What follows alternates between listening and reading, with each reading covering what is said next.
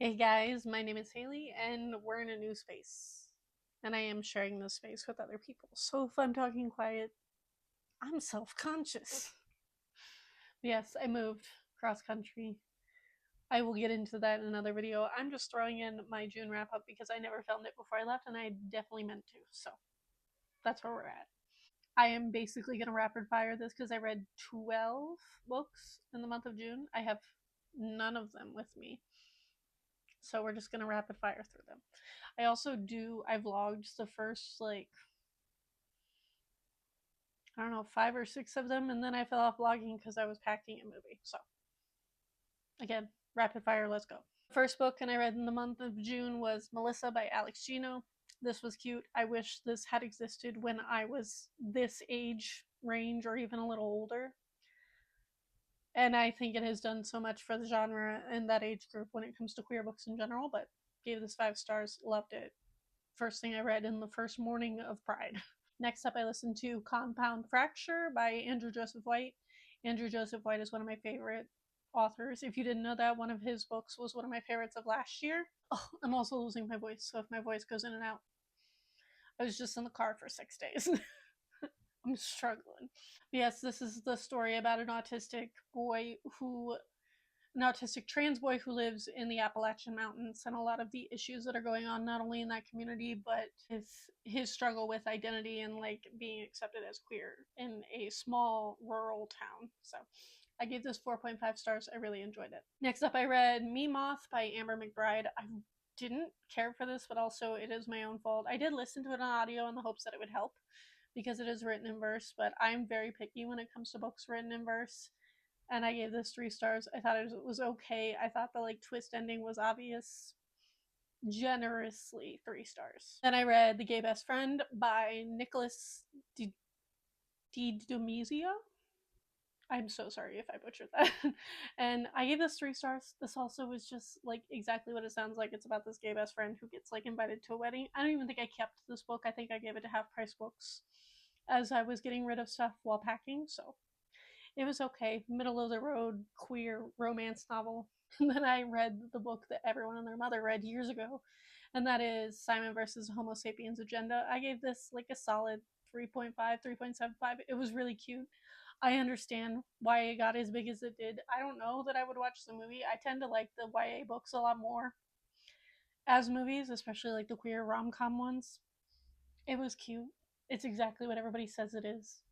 Also, I've got a new mic, so let me know if you notice any difference in the sound quality. This is my first time using it. I meant to try it out before I moved, but again, that didn't happen. And then I read They Both Die at the End by Adam Silvera. And to my utter shock and surprise, I was in fact shocked when they both died at the end. It gives every indication that it's going to be cute little rom com. They both did indeed die at the end, as the title says. This made me cry. I read this while I was running a yard sale, also part of the moving process, and I was like out in my front yard in like hysterical tears. So that was fun. 3.75 stars. I read The Charm Offensive by Alison Cochrane. I read Kiss Her Once for Me by the same author 2 years ago. It was one of my favorite books of that year, especially shocking to me considering it's a like queer Christmas rom com, and I'm normally not a fan of those, or at least Christmas rom coms. I'm always a fan of queer books, but her other book was one of my favorites. This was her first book that came out, and it was so cute, and it had such good representation when it comes to like OCD. So if you're looking for a book dealing with that, highly recommend. This is also about a reality show, which is why I put it off because I'm not really a reality show person, but the way this was handled was so cute and so good, and I want to read everything by this author ever. And then I read Can't Take That Away by Steven Salvatore. This is a story about a non binary teen who wants to be in a musical. I believe they're doing Wicked for their musical, which I don't know where y'all live. I do think it's set in like LA or New York, one of the big like cities. So I was like, okay, maybe. Any other high school doing Wicked, I don't know about that. But it's about how our main character wants to play Elphaba, and it is about a lot of the issues with the school district not dealing with bullying very well and like being very cagey about admitting to the fact that they're discriminating against this kid because they are non-binary and not the traditional feminine person who wants to play Elphaba. And it's also this non-binary teen is very into like musicals and like writing and stuff, and it also made me cry, as a lot of queer YA does. But I gave this 5 stars. I think it's severely underrated. I've never seen anybody else talk about it. And then I read She Drives Me Crazy. This is one of the few sapphics that I had on my TBR for the month, because if you didn't know, I've read a lot of sapphic books and I feel like there's not enough of them. So I ended up giving this 4 stars. It's about this like mean girl, a popular girl and a non-popular girl, and she has to like give her rides to school. This was very forgettable. I listened to it on audio, so I gave it like a 3.5 stars. It was cute, like any other sapphic rom-com. And then I read The Music of What Happens. This one also really surprised me, and I would love to read more by this author. And this is the story about 2 boys who spend a summer like starting a food truck. Neither of them have ever done anything like this. One of them like is forced to like get a job this summer to help pay to keep their house, I believe.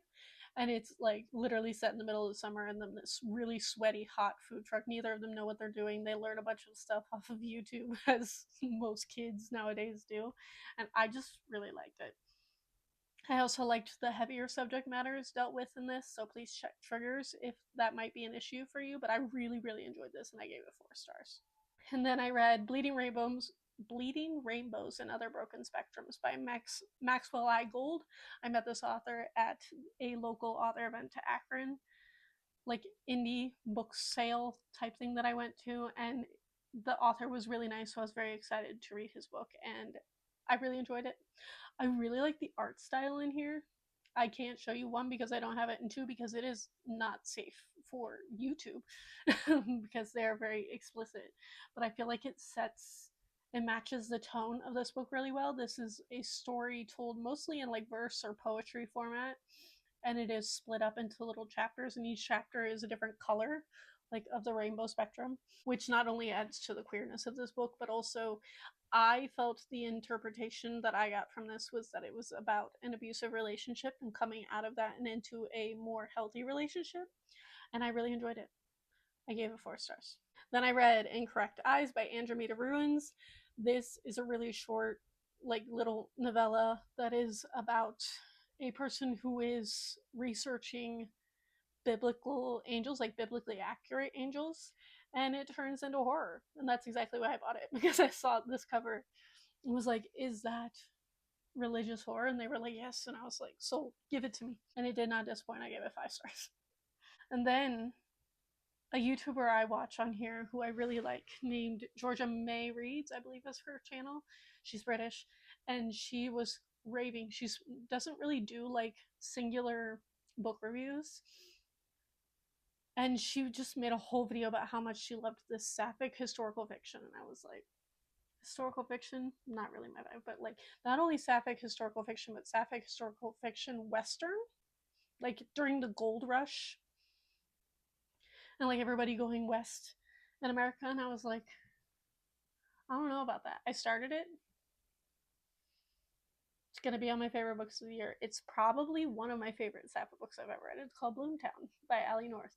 If anybody knows who Allie North is, because it does say its pen name, please tell me, because I've been trying to Google it and can't figure it out. But this is the story about a British sassy, what in this day and age might be considered non-binary or at least masked lesbian, who kidnaps this woman off of a train while she is on her way out to meet her husband, who she hasn't seen in a few years because he's been going out and supposedly starting a new town out west. She gets kidnapped from the train and held for ransom because her husband is rich. And our secondary main character, Joey, slowly opens up to, and they also have, there's kids involved in this that were like kids that Joey took in when it comes to her backstory that I'm not going to spoil. And my favorite part about this, honestly, not only was the romance, because it was one of the best, like, slow burn, medium burn, I guess I would put it. It's not necessarily a slow burn, sapphic romances I've ever read. But also, there's so much religious trauma in this because Abby, our main character, comes from a very, very small religious, like, settler town, and she's never had the opportunity to experience the other side of her sexuality because it simply wasn't allowed, especially in the town that she was in. And the religious trauma in this was too real to me, and I love these characters so much. Joey is one of my favorite characters I've read in a very long time. I'm just throwing that out there. So if you haven't read Bloomtown, please pick this one up. If you're going to read one book from this list, please read this one. And then I listened to the audio of Other Terrors, which is a horror anthology by a bunch of queer authors. I read this because Maxwell I. Gold, who wrote the Bleeding Rainbows book that I talked about a minute ago, is included in this anthology, and it honestly might be one of my favorite anthologies that I've ever read. I'm like not normally a big fan of anthologies. I'm very picky when it comes to short stories, but the one time I do tend to like them is horror. And I gave this 5 stars. There were so many stories in this that I really enjoyed. And then the last 2 books that I read in the month of June were Pet by Akwaeke Emezi and Bitter. Pet I really enjoyed. I liked the whole like magical realism of this creature comes out of the painting. I liked all of the like mythology involved in this of how this magic worked. I really liked that it was told from a younger character's perspective who just accepted that this is the way that magic and things like this work. But for me, I particularly enjoyed the second one, which is Bitter, which is technically a prequel because it's about Pet's mother and how she interacted with this entity in her past, or this power that she found that she has, in which she paints things, and if there is a drop of blood that ends up on the painting, her paintings come to life. But Bitter in particular was set during a like wartime. I forget. Again, I've been packing all month. I forget what the exact timeline is, but it's definitely during like protests. I want to say it's the LA protests, but please don't quote me on that, from like the 80s and 90s. And I loved being in the mindset of somebody in a time of protest for like not only queer liberation but also black liberation, because that's been a focus of a lot of books that I've read this year, and I loved this one. I gave this one 5 stars. I give Pet 4.5 stars and Bitter 5 stars, and I want to read everything by Akwaeke Emezi as soon as humanly possible. But yeah, those are all of the books that I read in June for Pride Month. This is a very rushed wrap up for me. I normally talk for like 30 minutes, but also I'm getting used to not only filming in a new location, but also catching up on videos. Like, I want to I want to film the mid-year freakout tag, which I normally film at this point, and I still haven't.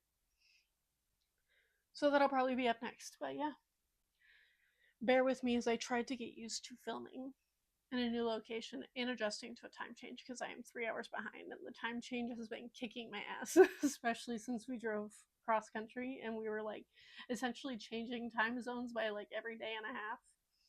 Body has not adjusted. Like, I'm filming this at 11 in the morning and my body is telling me that it's like 2 p.m. and it's just not. So it's going to take me a second to like adjust. I've only been here for 2 days, so we're trying to jump into filming so I don't procrastinate it anymore. But I hope you all enjoyed this. Let me know what your favorite book that you read for Pride was in the comments down below. Thank you all for watching. And if you don't want to say anything or don't have anything to say specifically, I'm trying to get more interactions in the comments because I know that helps the algorithm, and the algorithm has not liked me recently in the last like year. I've been trying to revamp my booktube channel, but if you don't have anything to say, just leave a rainbow in the comments down below. Thank you all for watching, and I will see all of you guys next time.